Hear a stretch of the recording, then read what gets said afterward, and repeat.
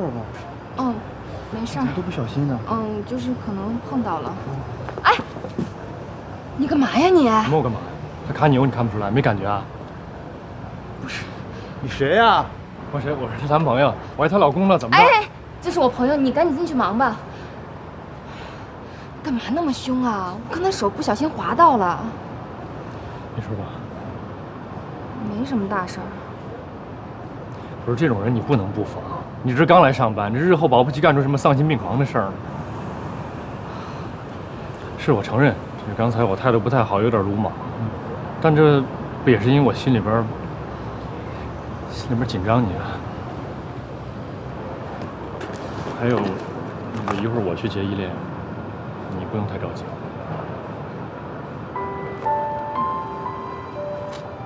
别生气啊！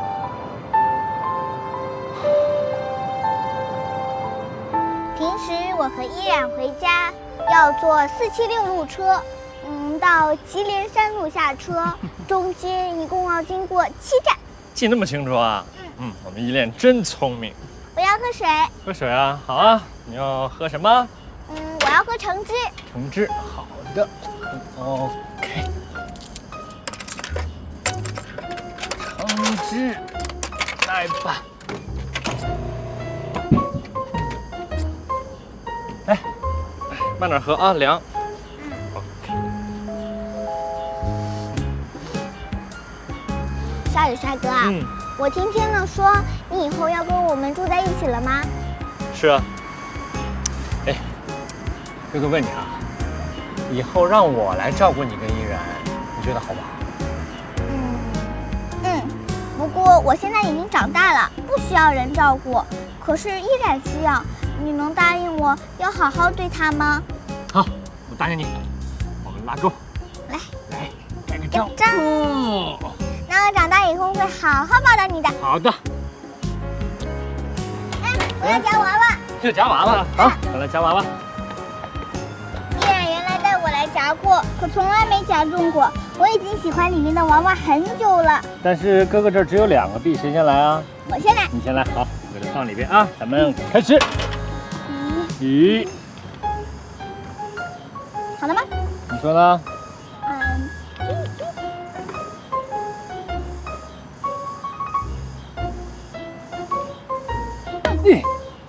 看看，1、5，还剩1枚，咱们2个配合着来啊。来，你看着点，看我对没对齐，咱们给它抓上来啊。带回家要哪个？说。我要那个紫色的小熊。紫色的小熊啊。OK。对没对齐？再过来一点点。过来一点点。前面一点点。OK。好，就它了。好。来吧。你抓起来的。慢点。啊。来，耶！来，亲一下，你亲我一下，奖励我一下。走了，回家了，咱们马上抱着小熊去。谁？耶！走了。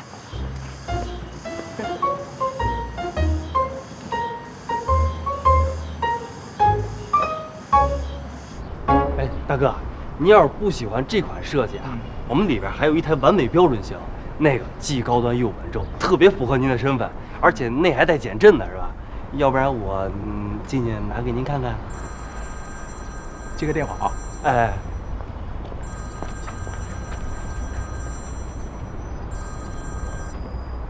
喂，我在外边呢。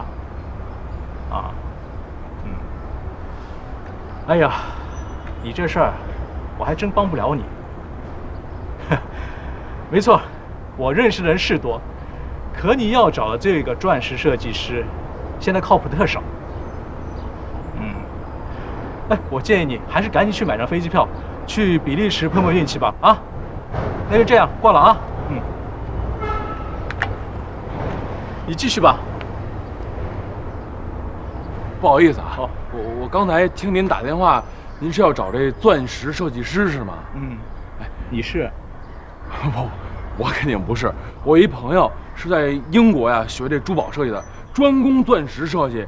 您要是需要的话，我可以帮您引荐，人特别好，特别靠谱。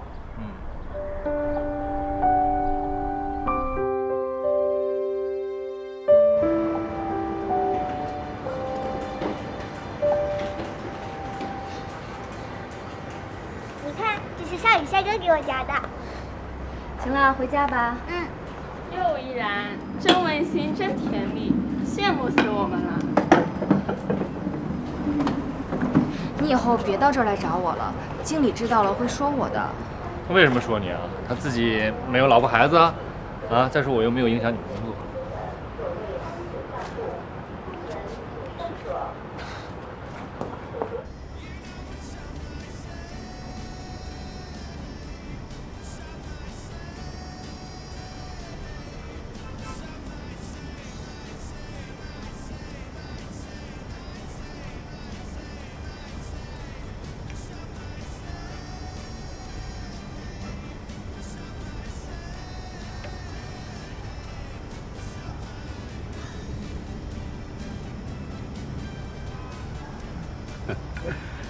很不错。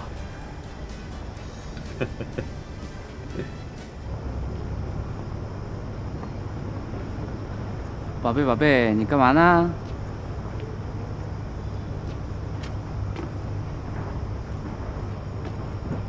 一会儿我去找你，好不好啊？哎，手机响了。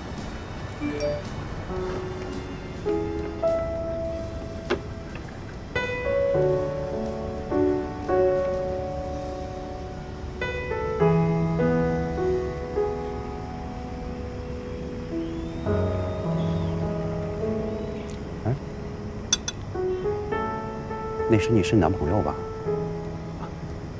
照片上那个。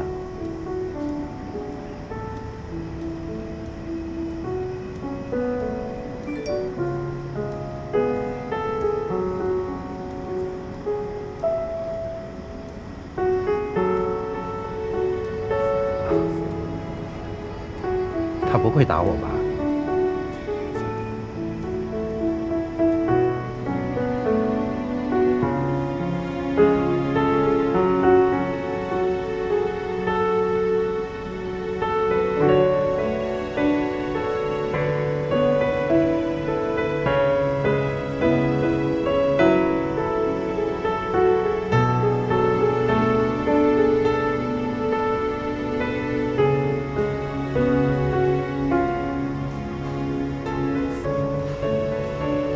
他走了。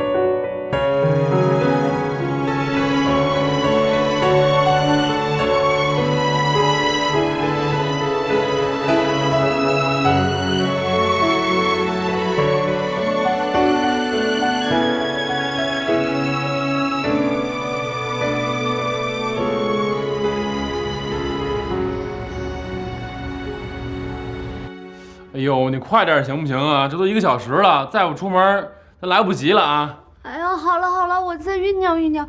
啊，行了行了，看我行吗？哎呀，你笑什么呀？我这还没面试，你怎么就笑话我？我觉着吧，你认真的样子吧，就特像小白兔，倍儿可爱，你知道吗？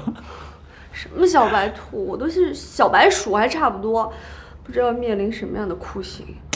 你看，你看，放着小白兔不当，非当小白鼠啊！我这夸你呢。走。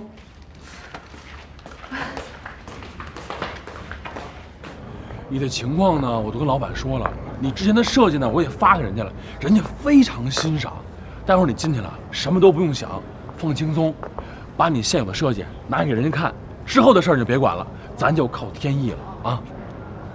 我还是特紧张。哎，要不算了。哎，别！来，看着我，眼睛。你啊，得相信你自己，你是独一无二的，最优秀的啊！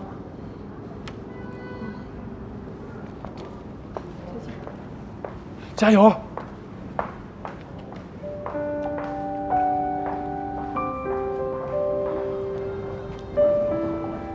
你在简历里说你是在英国读的书，英国伯明翰珠宝学院。那你说说你的这个设计是怎么想的？我觉得星空之所以让人记住，是因为它广袤遥远、神秘与美丽兼备。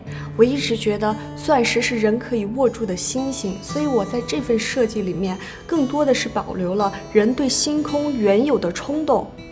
它的线条抛弃了以往钻石讲究的流线对称，更多还原了钻石原本的样子。你说的很有意思，设计这个行业永远都需要创意。那你怎么会想到做钻石设计的呢？大部分人可能觉得结婚的时候才能用到钻石，但对于我来说，它远远超出了这个简单婚戒的概念。我觉得谁都可以拥有钻石呀，那些年轻自由的女孩，她们也可以拥有属于自己的钻石。钻石并非等于爱情，它更应该代表的是独立、自信、坚强、自由。你真的是个很特别的女孩。好了，那我们公司决定聘请你为我们的钻石设计师，希望你不会让我感到失望。谢谢。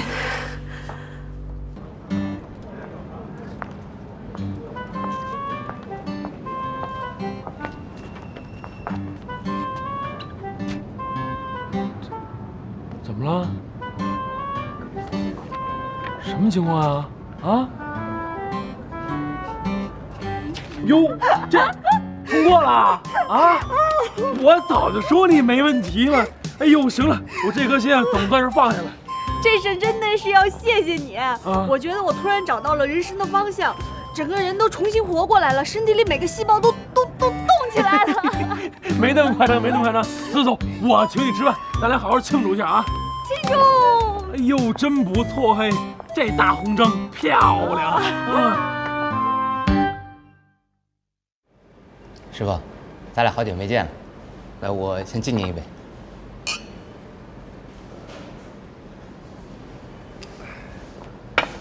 赖宝宝，我们师徒俩还真好久没见了啊！你告诉师傅，最近在忙什么呢？那我说了，您可别骂我。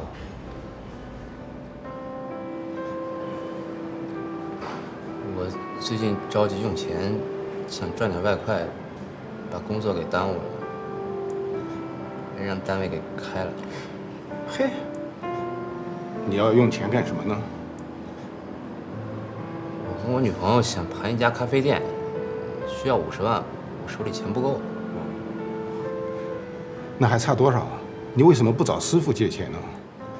不是，师傅您别误会啊，我今天找您不是找您借钱的，我就是好久没见您了，有点想您。哎呦，你就忽悠师傅吧啊！不过师傅，我还真有点事儿，想找您帮忙。你看看，你看看，说吧，什么事？师傅能帮忙的，一定帮忙。我就是想让您给我介绍点活干。您看，我最近吧，一直没找着工作，老在家这么待着，心里也不踏实。你看您这儿有没有什么门路能给我推荐推荐？你的意思我明白了，你让我想想啊，想想。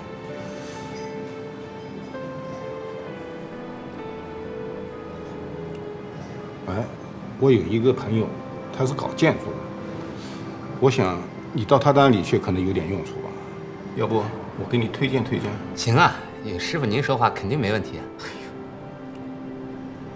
你这小子啊，聪明是聪明，就是有时候太冲动了。不过这一回我可告诉你啊，你千万要悠着点，别再给我惹事了啊！放心吧，师傅，这回我肯定全心全意放在工作上。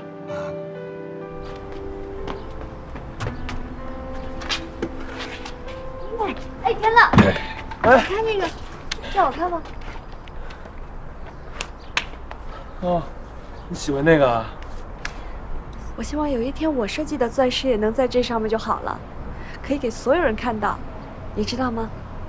能把自己想表达的东西让别人感受到，真的是超棒。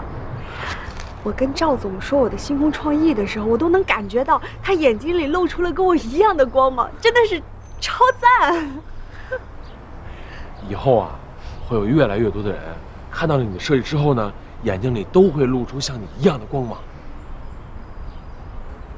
把手伸出来。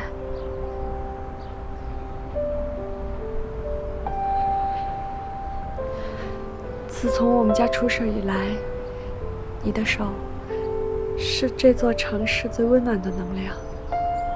我一定会努力，不会给你丢人的。哥，电话。啊，不好意思啊。那什么，我接个电话。接什么电话？接电话。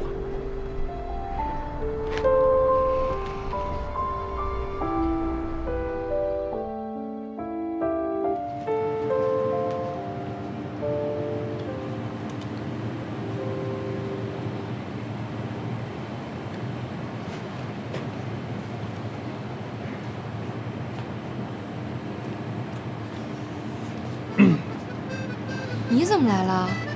工作。什么？工作？在这儿工作？对。开什么玩笑啊！现在是我上班时间啊，别给我捣乱，快回去。我呢，已经顺利地通过了人事部的面试。这个是工作证，这个是跟你一样的工作服。以后呢，我们就是同事，合作愉快。不是，哎。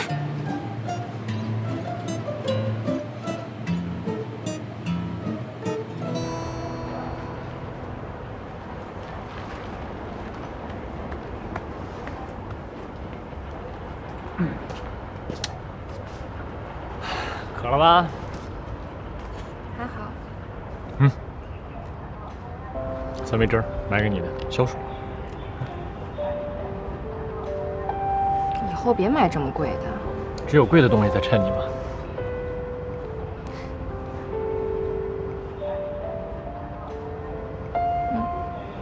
这么大的工作量，你能受得了吗？工作量很大吗？以我的体力，我觉得富有余吧。而且只要在你身边工作，我就觉得幸福、兴奋，有使不完的劲儿。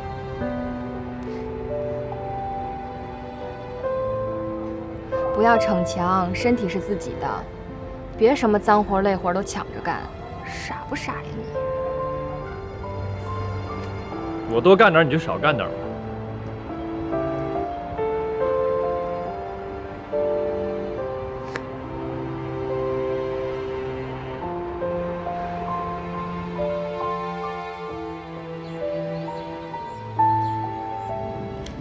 你现在在超市当搬运工？是啊，怎么了？啊，哼！你谭少宇搬运工，这个太诡异了吧？你是个少爷呀！我觉得现在挺好的啊，自食其力。你看现在多高兴啊！他这一天笑的次数，比我这些年人他笑的次数都多，是不是爷？这才刚开始，以后工作强度那么大，能坚持多久还说不定呢。这以前肯定是有些方面我做的不够好，不过人成长需要一个过程嘛。我现在已经知道生活的不易了，不过我觉得吧，钱其实没那么重要，这够花就行，是不是？哎，那什么叫够花呢？拿一个普通白领1个月的薪水买一个领带够花吗？那都是以前了，以前，美兰妮，我现在已经努力的适应这种生活了，我觉得挺好的。而且你要看到我的改变，我现在去超市都用你说那叫什么券那是？代金券。对。不过还真是啊，你们看家里的卫生全是少宇一个人包了，还有我那个刚洗的那个窗帘，他硬是要帮忙，折腾2个小时，当然最后弄反了呀。不过你的进步，大家有目共睹。哎，对了啊，你先记着啊，跟依然呢在一个地方上班了，有什么脏活累活赶紧抢过来，有点眼力劲儿，别让他受了委屈。啊，那肯定的呀，以后我肯定是事无巨细的把依然照顾得特别好。我这也这么多年没当护花使者了，这突然一重新上岗吧，我还真不知道能不能找到感觉。行了，快吃饭吧，我做了这么多菜，你都不尝尝啊？来，对，但是你吃完了再说。吃饭，对，来，吃个虾。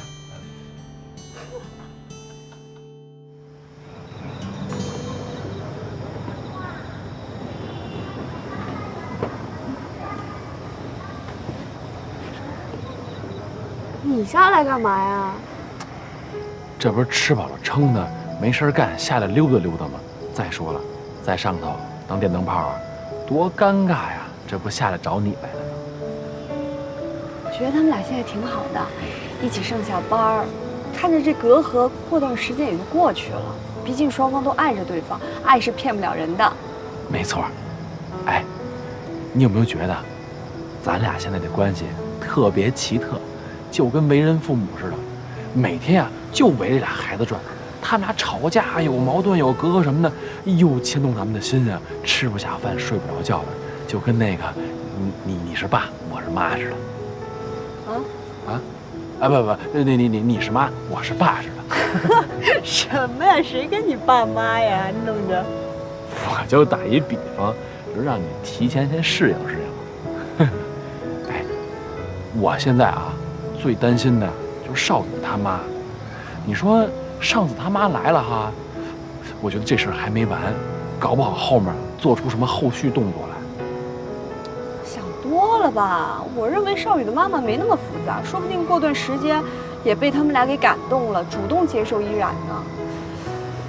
但有一点我弄不明白，他为什么老觉得依然是为了少宇的钱呢？这。到他们那年纪吧，我觉得感情这事儿不是用爱不爱来衡量的，反正这里面扯的应该挺多事儿的。反正我是不会因为现实原因抛弃爱情的，这跟我有没有钱没有关系啊。而且我认为，会抛弃爱情的女孩还是少数。反正希望少宇的妈妈能早点明白依然。但愿吧。哎。咱俩别跟那儿说这么沉重的话题了。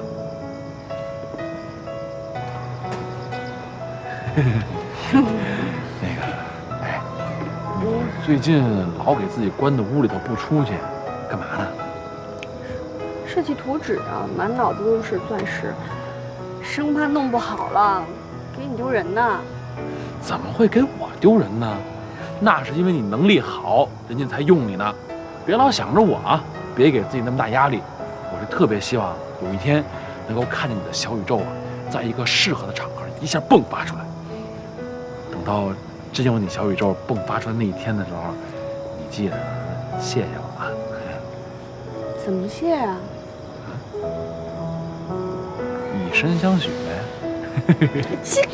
哎，我开个玩笑，你那么使劲打我干嘛呀？哎。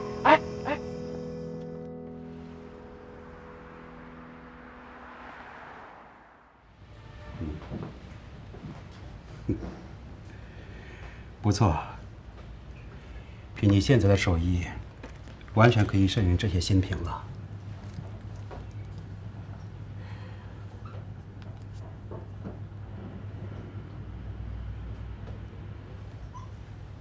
谢谢您一直以来的帮忙。这都是小事儿，以后有时间呀，多去我的店里玩玩。对了，我能教你的也教得差不多了，以后来你店里的次数也就少了。但有件事情，我说虽然不太合适，但我还是想跟你说说。就是说，上次那个男孩，实在对不起。你已经道了很多次歉了，咱们之间没必要这么客气。我是想说，那个男孩做事虽然很冲动，但我看得出来，他的心里很在乎你。你呢，对他也是有感情的。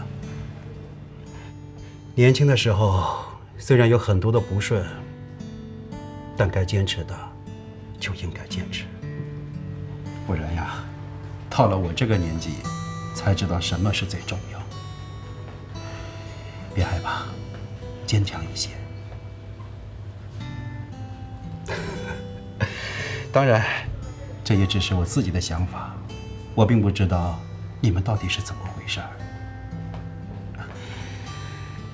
好了，以后有什么事情需要帮忙的话，记得来找我，千万不要委屈了自己。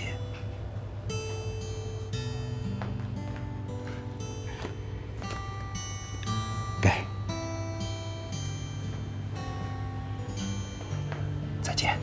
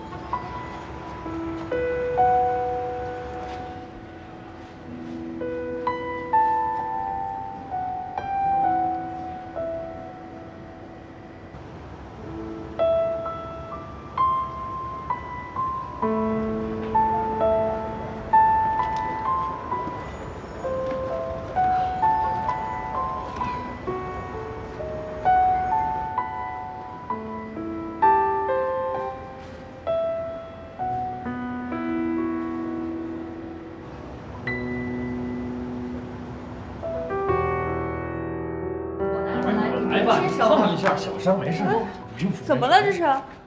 今天那个货架上面有个箱子掉下来了，少宇替我挡了一下，受伤了。碰了一下，没事。少宇替你挡了一下，受伤了。哇塞，好浪漫呀！哎，天乐，你快来呀！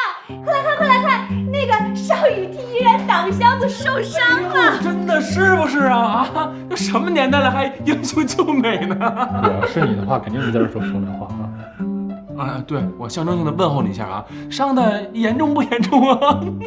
这肩膀都淤青了，不过应该没什么大碍。我想让他去医院看看骨头有没有什么问题，他非不去。啊？哟，少宇就死乞白赖不去医院，非让你给看啊？啊，这里面有事儿啊！不是能不这样吗，哥们儿？就是。哎呀，看着你还有事儿啊？啊？干嘛？你看什么呢？我知道你想说什么。今天少宇替我受伤了，我心里真的挺内疚的。我刚打扫卫生，在少宇的衣柜里发现这个。这些年，他一直带着你和他的合影呢。心里一直有你，不怀疑了吧？你们俩就是因为当年的一些误会，现在都迈一步也就过去了这坎儿。可是他妈一直那么排斥我，我做什么都不合适。还有，我真的不知道怎么主动跟他交流。他心里只有你一个人。天乐都跟我说了。这些年，少宇身边一个女人都没有。对，即便是当年因为他妈妈的原因，你们产生了一些误会，他也没有及时看清楚，这让你很别扭。可是这么多年，他依然一个人，一直在等你。单凭这一点，这个男人就值得原谅吧？依然，你想一想呀，整整8年，你们错过了8年，等了彼此8年，真的，别再错过了。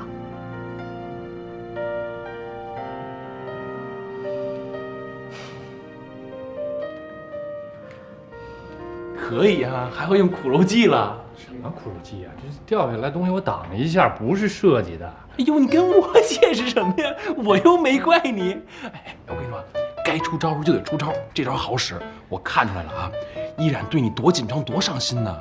我发现你行啊，比我聪明啊啊，都会用这招了。我跟梅兰那俩人不好使，是不是？能不这么贫不这么贱吗？我告诉你，就你这样的，箱子掉下来砸死你，我都不管。哎，我那里你真是。呦，哎，你还不好意思了啊？哎，我炖了汤啊，山药排骨汤，喝不喝呀？啊？哎呦妈呀，大抄手！哎，我汤哎。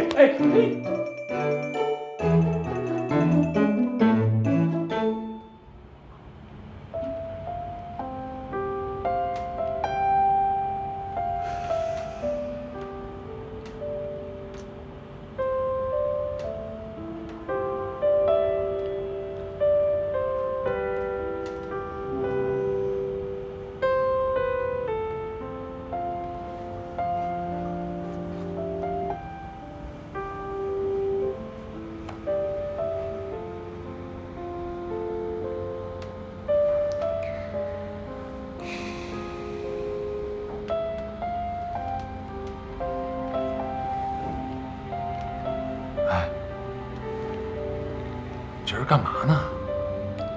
工作。啊？工作还能躺着干呢？太浪漫了吧！找灵感呢。哦，哎，对了，我有一朋友啊，在南非做钻石的，我呢就跟他要了一堆这个钻石的设计图纸。你要是感兴趣的话，我拷给你，给你找找灵感。特别好，谢谢。嗨。这一张一张的，这什么意思啊？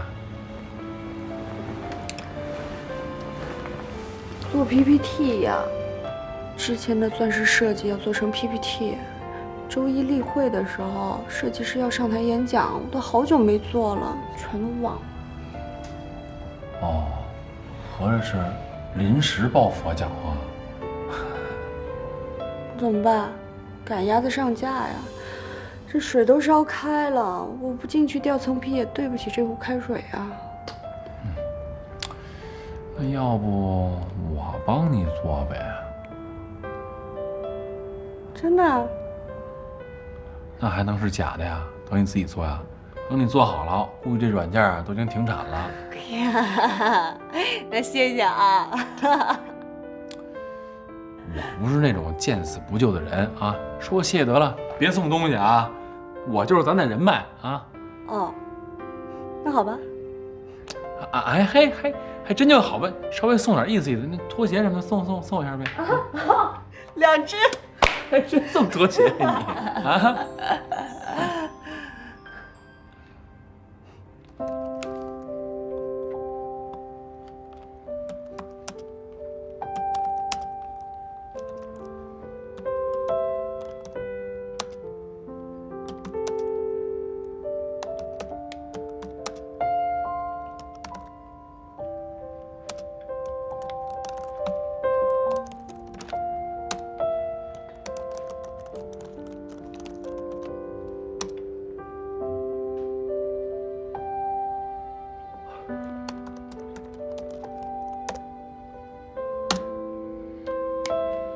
！OK， 追问。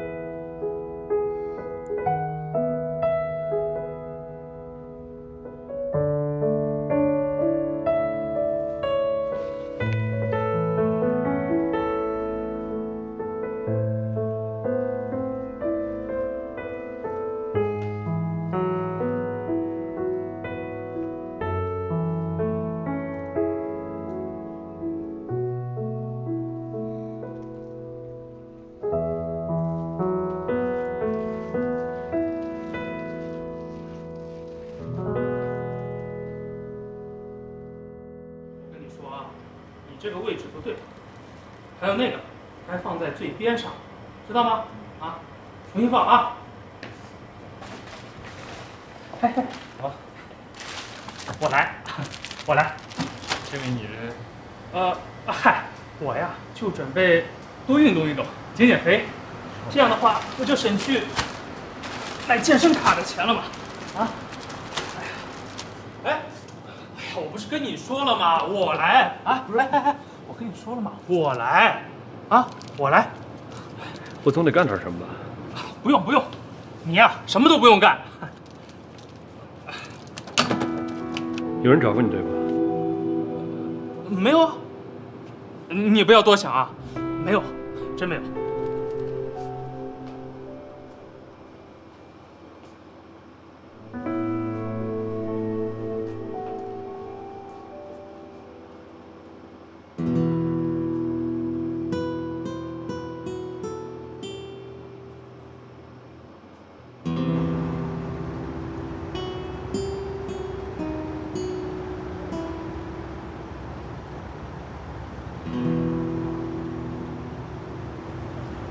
这什么意思啊？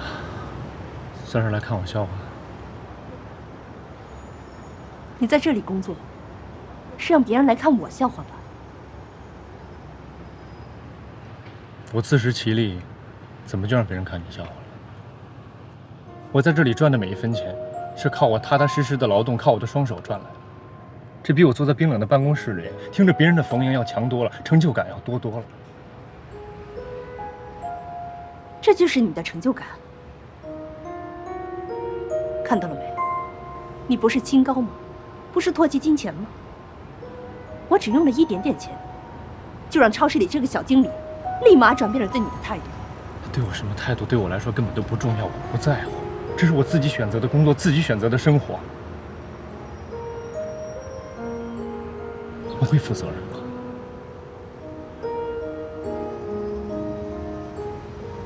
你也是快30岁的人了，说的话做的事儿，永远跟小孩子一样。你自己负责，你懂得什么是责任吗？你的责任就是把你的母亲我照顾好，把咱家公司打理好，这才是你身为人儿的责任，你明白吗？不明白，我完全不明白。你需要我吗，妈？我需要我这个儿子吗？你不需要，你需要的是一台机器。可我不想当这台机器，但我求求你，别再来干涉我的生活，让我开始自己新的生活。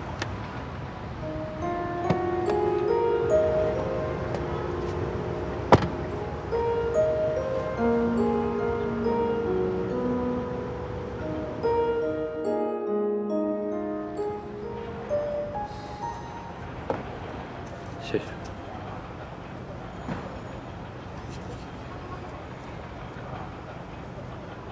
你妈来了，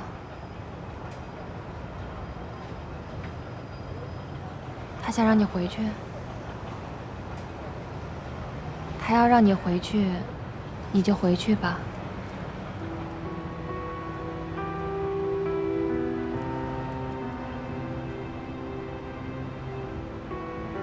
依然，要不我们离开这儿吧，带着依恋，到一个陌生的地方重新开始。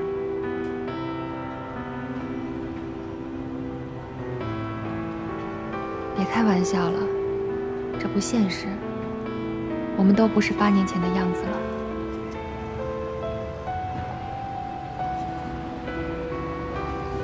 不离开也行，但希望你别再离开我，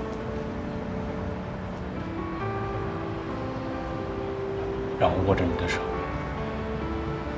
好好走下去。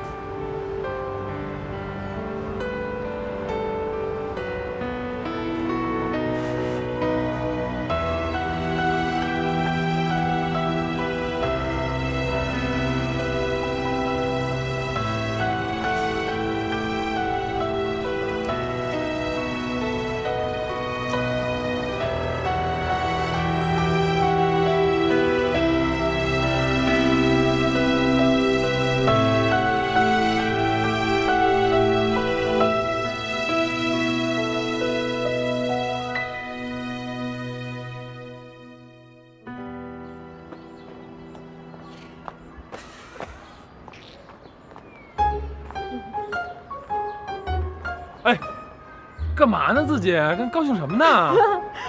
我设计的钻石过了，而且老板表扬我，说已经有公司要了，说不定下个月就可以上柜台了。真的？哎，那是不是应该也有我的半个功劳啊？我做了3个晚上 PPT 呢。我跟你说啊，我现在满脑子都是那钻石的什么亮度啊、纯度啊、什么 IF、FT 啊什么的。哎，我都快成半个钻石专家了，我。啊什么啊？你不说谢谢我呀？谢谢。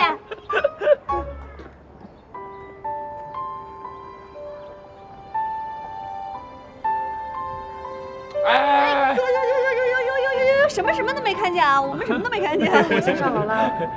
哎，还不好意思嘞。哎，怎么着？你俩这件事成了？你这可不是秒速，你简直就光速。没错啊。接下来打算怎么办啊？还培养感情啊？我们俩还用培养感情吗？对呀，就别培养了，省得夜长梦多。我觉着啊，到时候了，该出狠招了。什么狠招？求婚呢？你看啊，你们俩不用互相了解了吧？都熟悉了吧？矛盾也解除了吧？也没隔阂了吧？那还等什么呢？赶紧把婚结了呗！万一你要再出点什么事儿，你怎么办呀？再折腾一回啊？对吧？啊？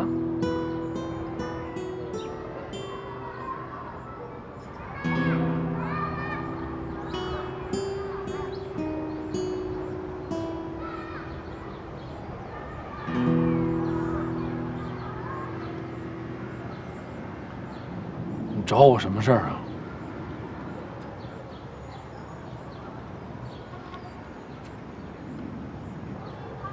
儿子，跟我回家吧，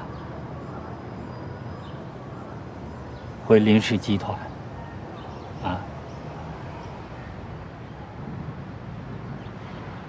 我的态度早就跟你说过了，那是你的事儿，我没什么兴趣。对，这是我的事儿，但你是林家的人呐，你也有责任呐。那是你的责任，不是我的。我离开家那天起，我就跟你说过了，只有2件事儿，我跟林家有关系。第一是我姓林，第二是我奶奶，其他的事儿我都没什么兴趣。孩子，你怎么能说这样的话呢？啊？林氏集团的事现在是一天比一天多，我这一会儿都不得清闲呐。大家都说我是老骥伏枥，志行千里，其实根本不是这么回事儿。我也累了，我也想撂挑子休息了。但是我看到集团旗下有几百号人，业务的往来牵扯到太多的人，人要生活，要吃饭呢。我撂挑子了，一身轻松了，他们怎么办？现在的一切都是你的选择，无论什么结果，你都应该承担它。我现在过得挺好的，我有我自己的车店，虽然不大，但是我感兴趣，我干着来劲。我对你的事儿没什么兴趣，我也跟你说了，我是不会回去的，因为我一点兴趣都没有。我今天跟你说这样的话，不是为了故意气你，是我早就说过的。如果你真的想找人帮忙的话，你可以找张小琪，他不是一直在等这样的机会吗？你对张小琪误会太深了，他……行了，你什么都别说了，这就是我的决定。我自己的自行车店，好与不好，都是我的事儿，你改变不了我。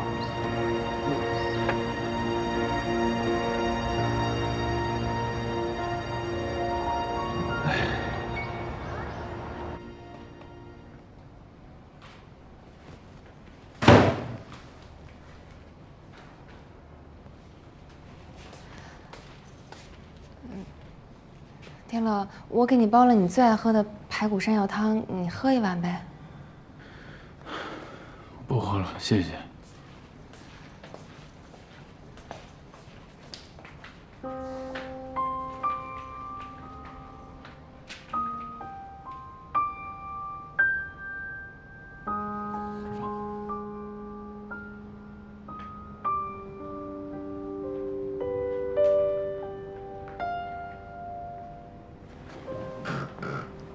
事吧？没什么事。刚才那个，你爸爸，少宇跟你说的。大家都挺担心你的，怕你有什么事儿。嗨，我能有什么事儿？我爸就是让我回公司，让他处理公司的事儿，他现在自己应付不过来。你怎么说？我没答应，我跟他说了，他的事儿本来就跟我没什么关系，我是不可能回去的。我觉得你爸那么强势，这次让你回去肯定是迫不得已。你们俩这么多年，他这次主动给你个台阶下，你就顺势下了呗。这不是下不下台阶的事儿，我跟他之间的隔阂，跟下不下台阶没关系。天冷。行了，你别说了，我知道你想跟我说什么，我就是自己心理上过不去那个坎儿。其实也没什么事儿，这么多年都过去了，不想就没事儿。行，不说这事儿了。那个，哎，你高兴一点呗，你不高兴，我们大家心都悬在上边。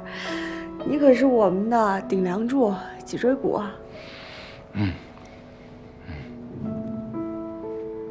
脊椎骨，乐一个呗。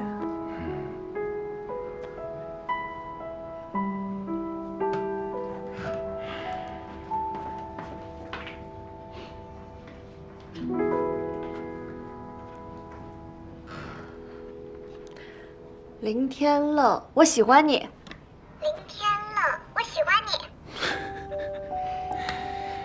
我也喜欢你。我也喜欢你。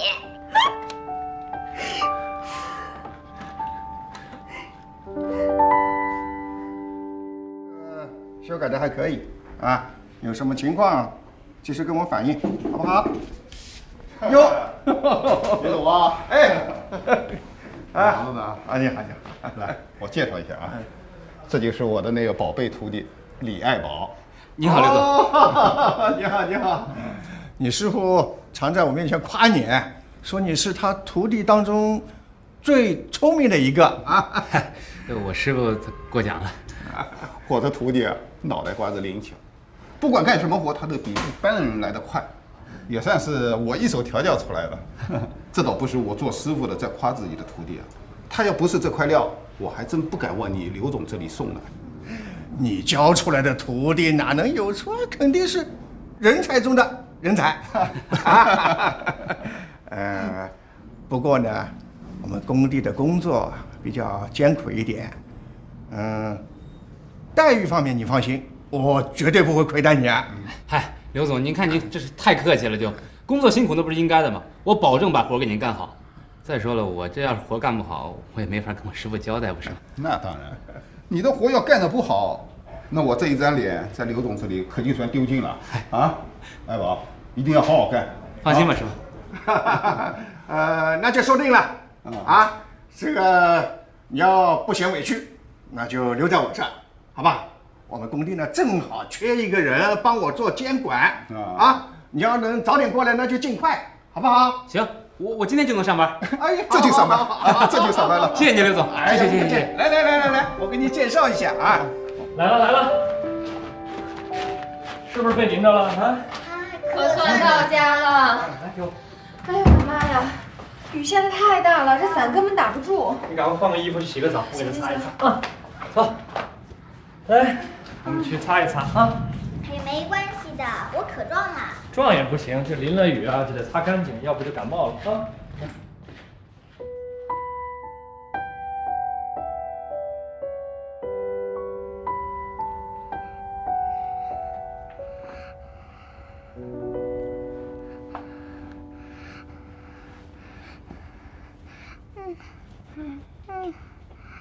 难受，好难受。怎么了？啊？天哪，怎么这么热呀？发烧了，稍等一下，我给你拿药啊，等我啊。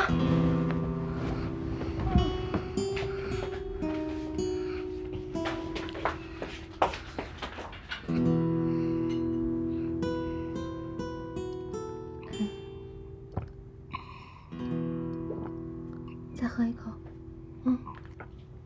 乖。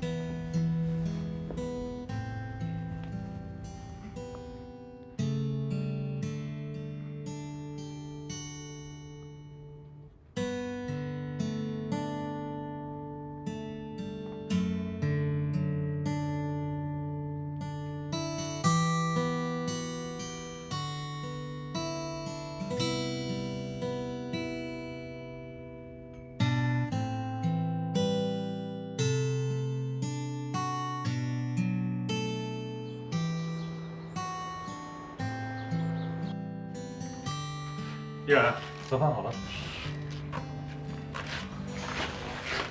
发烧了。发烧了？肯定是昨天下雨淋到了，都怪我。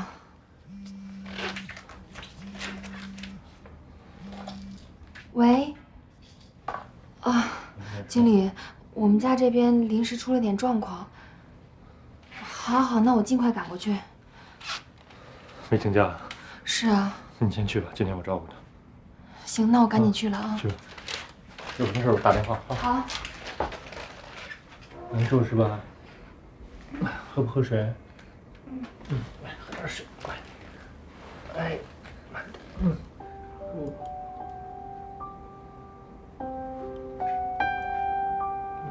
好。闭上眼睛，好好睡一会儿。我就坐在你身边陪你啊。好。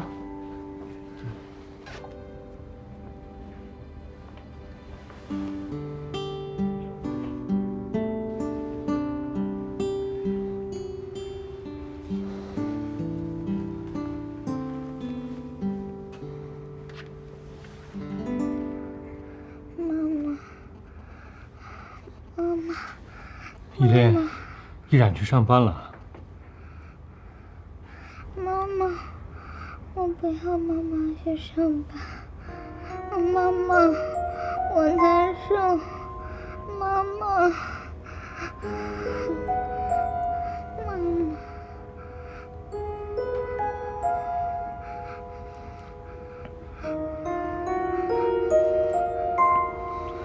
哥哥马上回来。梅兰妮，梅兰妮，梅兰妮。啊。依琳这边快好了，然后药在桌子上，你一会儿按时给她吃。我有事去找依然。行，赶紧去吧。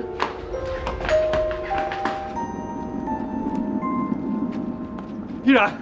啊？怎么了？依琳出事了吗？她是不是严重了？到底怎么了？你说话呀！你急死我呀！你。依琳叫你妈妈。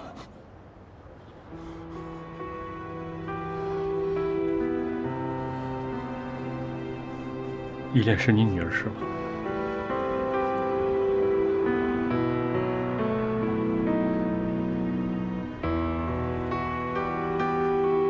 她也是我女儿是吗？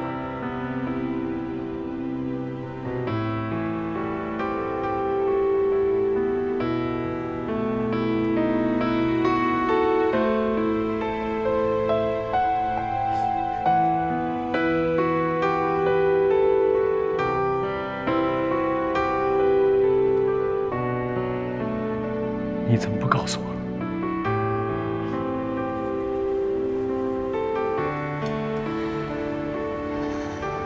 当我决定生下他的时候，就已经想好要独自抚养他了。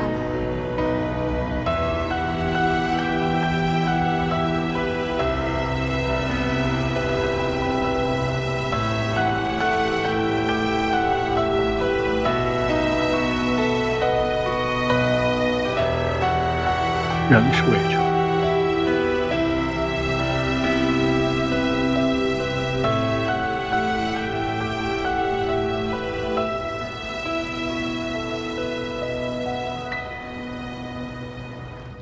哎，这动画片你都看了这么多遍了，你不嫌烦呀？我喜欢看。依恋，哎呦，回来了。没事了你啊？我看看。梅兰妮姐姐给我喝了口糖水，我就好了。是吗？那依恋，今天想玩什么？我晚上还有舞蹈课。咱不去上课了，和少宇帅哥好好玩，好不好？好吧，那你进我屋里去玩吧。我们进屋去玩，走。歇会儿再玩啊，这病刚好呢。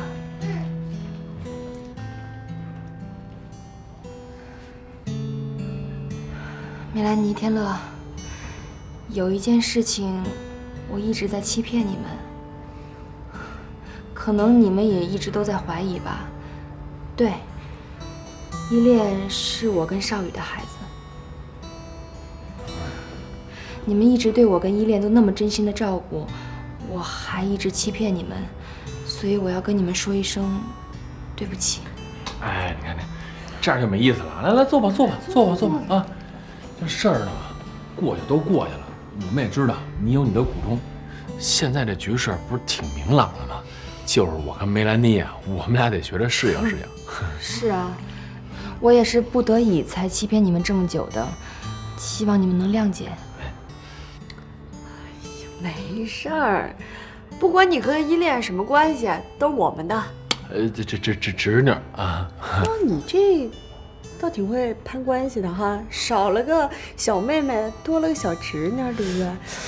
呀，这样一下辈分变了，是有点不太适应吧？不是怎么着啊，心眼小啊，多个侄女还吃醋啊？怎么不行啊？你怎么着呀？对了，我还有一件事情想求你们。哎，你说。暂时不要让依恋知道自己的身份，毕竟他年龄还小，有一些事情忽然告诉他，他会接受不了的，会造成心理的负担的。那个你放心，依恋是你们的孩子，说不说也是你们的自由。依恋很可爱，其实我们都把他当成我们自己的孩子了。对。不管怎么样，我都要再谢谢你们。哎，你看你这样干嘛呀？干嘛呀？对了，起来。少宇帅哥，上次我说的小王子的故事，你回家有没有看？我有看，补习过了，现在我知道讲的是什么内容了。上次老师说到了第5个星球，小王子去第5个星球看到了什么呢？你能告诉我吗？小王子来到第5颗星球，他发现这个星球上只有一位点灯人和一盏灯。然后点灯人的工作呢，就是每天早晨他把灯关上，每天晚上再开开，这就是他的工作。那后来呢，整个星球越转越快，越转越快。等会儿，少宇，请不要这么快告诉依恋这一切吧，他年纪小，需要时间接受。好，我知道了。好了，接着讲。后来星球越转越快，越转越快，他就没有休息的时间了，因为他要不停地开灯关灯，开灯关灯。所以到那个时候呢，小王子最佩服的人就是这个点灯人。他觉得虽然他没有休息的时间，但他还是会很认真的完成。爱宝，你先别收东西了，赶紧出来，我有话问你。